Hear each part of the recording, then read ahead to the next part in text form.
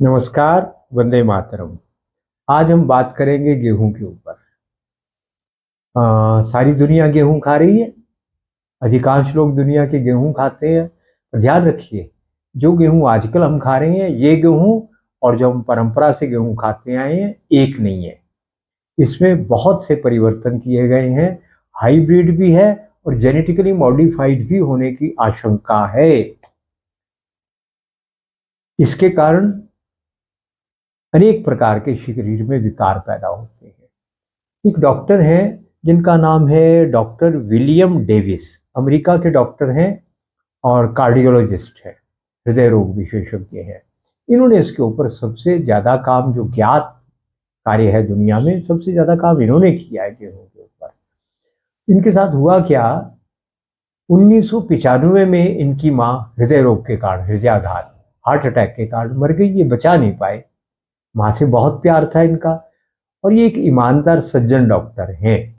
बहुत कष्ट हुआ इनको और इनको इससे बड़ा आघात लगा और इनका पूरा जीवन बदल गया। अपनी माँ के मरने के बाद इनको लगा मेरी चिकित्सा में कहीं दोष है। मैं जो लोगों का जो है बाईपास सर्जरी करता हूँ, एंजियोप्लास्टी करता हूँ, जो कुछ भी करता हूँ, कुछ समय बाद लोग लौट कर आते हैं, उनको फिर से वही बीमारी हो जाती है। इनको लगा कहीं मेरी चिकित्सा में ही गड़बड़ है। खूब गहराई से अध्ययन किया तो इनकी समझ में आ गया कि सारी प्रॉब्लम गेहूं के साथ है।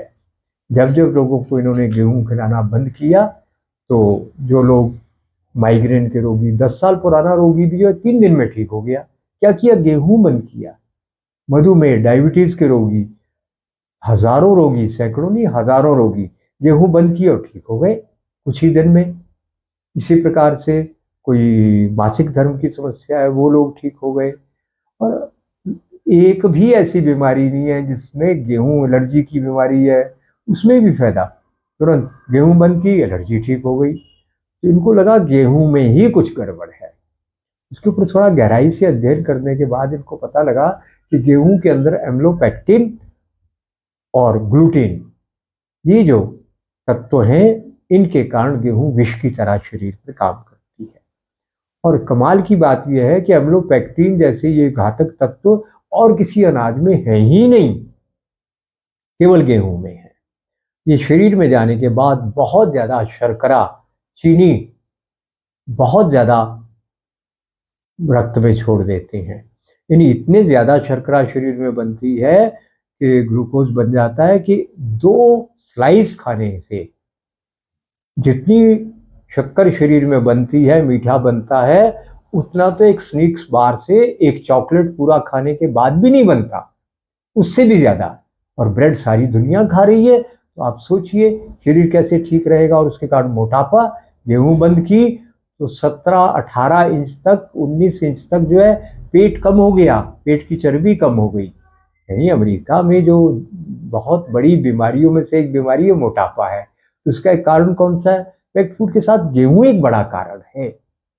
एक तो प्रोसेस्ड फूड और ऊपर से फिर गेहूं। एक और बात है जो ध्यान में लेने की है, हमारा जितना भी पैक्ड फूड है, पश्चिम में और भारत में जो आधुनिक समाज है, और तो निर्धन समाज भी पैक्ड फूड बहुत खाने लगा है। सामान्य जन भी, मिडिल क्लास भी और लोअर मिडिल क्लास भी बहुत खाने लगा है। अब सोचिए, प्रिजर्वेटिव के बिना, केमिकल के बिना कोई चीज पैकेट में बंद हो सकती है? और यदि वो गेहूं की बनी होगी तो विष कितना बढ़ जाएगा। पूरा शरीर तो खराब होना ही होना है ना। पैकेट में बंद, थैली में बंद आटा, गेहूं आप खा रहे हैं ना। आपने ध्यान नहीं दिया कभी? तो अब ध्यान दीजिए। हम जब गेहूं का आटा या कोई भी आटा पिसवाते हैं, 15 दिन, 20 दिन, 30 दिन में उसके अंदर जाले पड़ते हैं। ऐसे रेशे से बन जाते हैं, उसमें जाले नजर आने लगते हैं, कीड़े पड़ जाते हैं, घुन लग जाती है।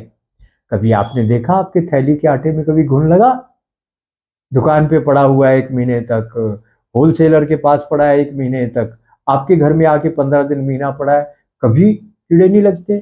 शादी ब्याह में कोई आटा बच गया, रख दिया, तो 6 महीने बाद, साल बाद प्रयोग करो, आटा तो ठीक ठाक है, यदि नमी नहीं लगी। क्यों है ऐसा? क्योंकि उसके अंदर जहर है। खेत में डालने वाले, कीड़े मारने वाले जहर, इंसेक्ट पेस्ट को मारने वाले फंजीसाइड, इंसेक्टिसाइड, फंजीसाइड, वो सब उसमें डले हुए हैं। वो जहरीला आटा आप खाओगे तो स्वस्थ कैसे रहोगे? तो केवल गेहूं बंद करने की बात नहीं है, अपने को पैक्ड थैली में बंद आटा कोई भी नहीं चलेगा। हाँ, गेहूं की कई ऐसी प्रजातियां हैं जिसके अंदर ग्लूटीन नहीं है या बहुत कम है, एम्लोपेक्टिन है ही नहीं, तो वो गेहूं आपको लेनी चाहिए। कैसी सोना मोती है, काला गेहूं आ गया है, एक हरा गेहूं भी है, कोई पुराना कोई किसी ने ढूंढ कर निकाला है, वो गेहूं आप खा सकते हैं। फिर सोना मोती के साथ फिर एक खापली गेहूं है पुराना। ऐसे कई गेहूं ऐसे जो पुराने समय के गेहूं चले आ रहे हैं, वो बीज यदि आपको मिले तो उसकी पहचान क्या है? आप जब रोटी को तोड़ते हैं ऐसे ऐसे तोड़ी, तो अगर हाथ से आसानी से टूट गई, वो ऐसे किया रोटी तो भुरभुरी हो गई, वो रोटी, वो अनाज, वो आटा खाने के योग्य है। जो रबड़ की तरह ऐसे तोड़ना पड़े दो हाथ से, मित्रों आपके पेट में कोई चक्की नहीं लगी हुई, आपके पेट में कोई दांत नहीं है अंदर, उसको काटने पीटने वाला कुछ नहीं है सिस्टम। कोमल आंतें हैं जिसमें केवल एंजाइम मिलेंगे, पाचक रस मिलेंगे। वो कैसे आपका रबड़ जो है पचेगा? आप रबड़ जैसी रोटी खा रही हैं, वो सुंदर तो है मगर आपके सौंदर्य की दुश्मन है, आपके स्वास्थ्य की दुश्मन है, वो खाने लायक नहीं है। आराम से जो रोटी ऐसे मसला तो टूट जाए, वही रोटी खाने के योग्य है। तो अपने घर में आटा पीसना चाहिए आपको, अच्छी गेहूं होनी चाहिए, उसमें आप गलती से भी सोयाबीन मत डाल देना। पहला अनाज है दुनिया का जो सबसे जहरीला है, जेनेटिकली मॉडिफाइड है, वो सोयाबीन तो नहीं चलेगा। हाँ, भट्ट भरट उसके जैसी एक भारतीय देसी दाल होती है, वो चाहे तो डाल सकते हैं। तो घर में पिसवाइए ना आटा, और इसमें क्या करना, पूरे शरीर के विष निकालने के लिए जौ का प्रयोग करना।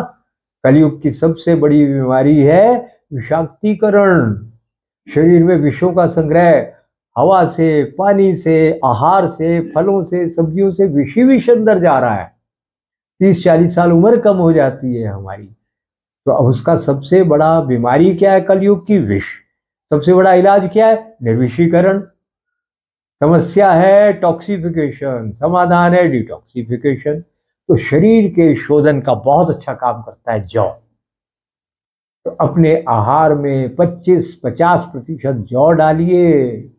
देसी चना हो जिसके ऊपर झुर्रियां होती है, छोटा छोटा होता है, चेहरे पे जैसे रिंकल बनते हैं ना, ऐसे चने के ऊपर रिंकल होते हैं। जो प्लेन चना है, एकदम साफ है चने का ऊपर से परत, वो खाने लायक नहीं है, जेनेटिकली मॉडिफाइड होगा, विष होगा। उसको पकाओगे तो गलेगा नहीं जल्दी से, और सुगंध नहीं आएगी चने की, स्वाद भी नहीं आएगा।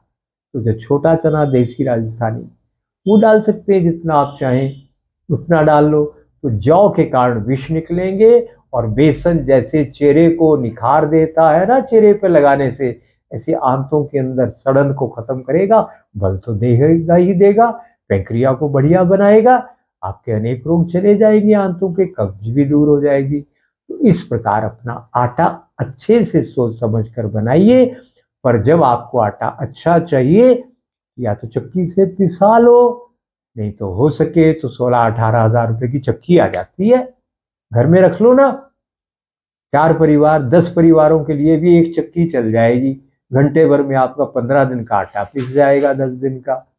बस उस आटे का प्रयोग करिए। बहुत पुराना आटा तो वैसे भी नहीं खाना चाहिए। तो इस प्रकार यदि आप गेहूं अच्छी खाएं या ना खाएं, मध्य प्रदेश की भी कुछ गेहूं ऐसी हैं जिसके अंदर ग्लूटेन नहीं है, रबड़ की तरह रोटी नहीं बनती, वो भी आप थोड़ी मात्रा में ले सकते हैं। पर आजकल एक समस्या और हो गई है, सब लोग मिलेट्स खाने लगे हैं। अब मिलेट्स जो है लगभग सभी गर्म है, एक दो को छोड़कर। अब मिलेट्स ही खाओगे तो गर्मियों के मौसम में खाओगे। भारत तो एक बहुत गर्म देश है, यहाँ पे तो गर्मियों के मौसम में गर्म खाओगे तो बीमार नहीं पड़ोगे, एसिड नहीं पड़ेगा आंतों में, जो है बहुत पित्त नहीं बन जाएगा, अम्ल नहीं बनेगा, आपको बहुत तकलीफ होगी, दाह होगी, जलन होगी, डायसेंट्री, मरोड़, पेट दर्द, ये सब कुछ नहीं हो जाएगा। तो आपको क्या करना है, वो छाछ डालकर, जो खादर वली ने कहा है, रात को जो है डॉक्टर खादर वली जी कहते हैं ना, वो उसको थोड़ा सा फर्मेंट होने देना, फिर उसको जो है उबाल के रखना और रात को पड़े रहने देना, प्रातः उसको छाछ वाछ के साथ खाना थोड़ी मात्रा में, ज्यादा मात्रा में नहीं। पर ज्वार आप खा सकते हैं और देसी है, वो ठंडा होता है। बाजरा गर्म हो जाएगा आपका। और थोड़ी मात्रा में यदि आपने ज्वार डाला, जौ डाला, तो आप गर्म अनाज जो मिलेट्स हैं वो थोड़ी मात्रा में अपने आटे में डाल सकते हैं। इस प्रकार अपने आहार को ठीक करिए और गेहूं को छोड़ सकें तो छोड़िए, या अच्छी गेहूं लाइए और उसकी कम मात्रा में प्रयोग करिए, तो आपकी दर्जनों बीमारियां परिवार की, लाखों रुपए बच जाएंगे और आप स्वस्थ हो जाएंगे और उम्र थोड़ी लंबी हो जाएगी। और फिर से दोहरा दूं, जौ का प्रयोग जरूर करना ताकि शरीर से विष निकलते रहें। आपका कोई प्रश्न हो, आपको कोई परामर्श चाहिए हो, और एक हमारी चटाई है जिसपे पाँव रखने से डायबिटीज, हाई ब्लड प्रेशर और आपका थायराइड वगैरह ऑटोइम्यून डिजीज ठीक होने लगती है, वह 1-2 घंटे उस पर पाँव रखो, हो सके तो दिन भर रखो, दिन भर थकोगे ही नहीं कितना भी काम किया है, बहुत ऊर्जा मिलेगी। वो चटाई मंगा सकते हैं। हमारी किताब है, ये 5 बार हिंदी में छप चुकी है। अब जो ये अंतिम पुस्तक आई है इसमें तो हमने 50-60 पेज और नई कोई सामग्री जोड़ी है, और इसको 7 भागों में बांटकर इसका अच्छा हमने वर्गीकरण किया है। पंजाबी में और मराठी में भी किताब छप चुकी है, तो आप चाहें तो किताब भी मंगा सकते हैं। तो इन सभी बातों के लिए आपको क्या करना है, मैसेज डालना है, व्हाट्सएप मैसेज। ये जो नंबर स्क्रॉल कर रहा है ना, इसके ऊपर संदेश डालिए। 5 दिन में जवाब ना आए दोबारा संदेश डालिए। ये फोन बातचीत करने के लिए नहीं है, फोन कोई उठाएगा नहीं, आपको मैसेज ही डालना पड़ेगा और इसी पे आपको जवाब मिलेगा। आपके लिए बहुत बहुत शुभकामनाएं। कोई प्रश्न हो तो नीचे बॉक्स में भी डाल सकते हैं आप, कमेंट बॉक्स में। हम प्रयास करेंगे आपके प्रश्नों के उत्तर दें।